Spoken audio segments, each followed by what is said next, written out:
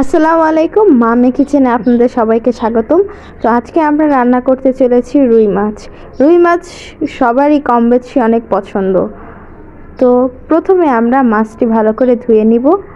তাতে 1 চিমটি লবণ আর একটু হলুদের গুঁড়া নিয়ে নিব। তারপর খুব ভালো করে মেখে নিব। আপনাদের হাতে সময় থাকলে আপনারা এইটা 10 থেকে 15 মিনিট রেস্টে রেখে দিতে পারেন, কিন্তু আমি এটি রেস্টে রাখবো না, এটি সরাসরি ভেজে ফেলবো। তো আমার এই যে মাখায় হয়ে গিয়েছে। এবার একটি ফ্রাই প্যানে আমি তেল গরম করতে দিব, আর সাথে দিয়ে দিব মাছগুলো একটি একটি করে দিয়ে দিব।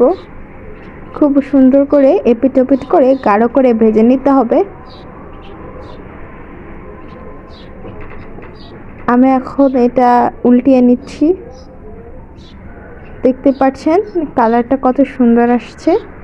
আপনারা আরও ডার্ক করে ভেজে নিতে পারেন চাইলে। এই যে হয়ে গিয়েছে আমার মাছ ভাজা।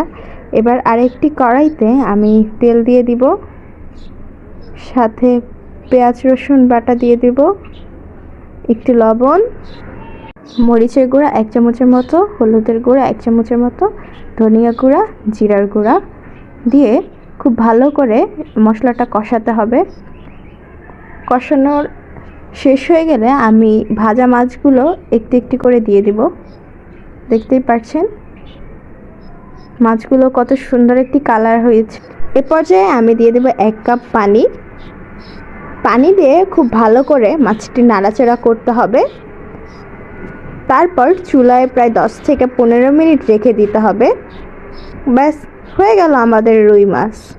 অনেক সহজ একটি রেসিপি, খেতে যেমন মজা, বানাতেও খুব সহজ। আপনারা সবাই এটি ট্রাই করতে পারেন। ভিডিও ভালো লাগলে অবশ্যই লাইক কমেন্ট করবেন।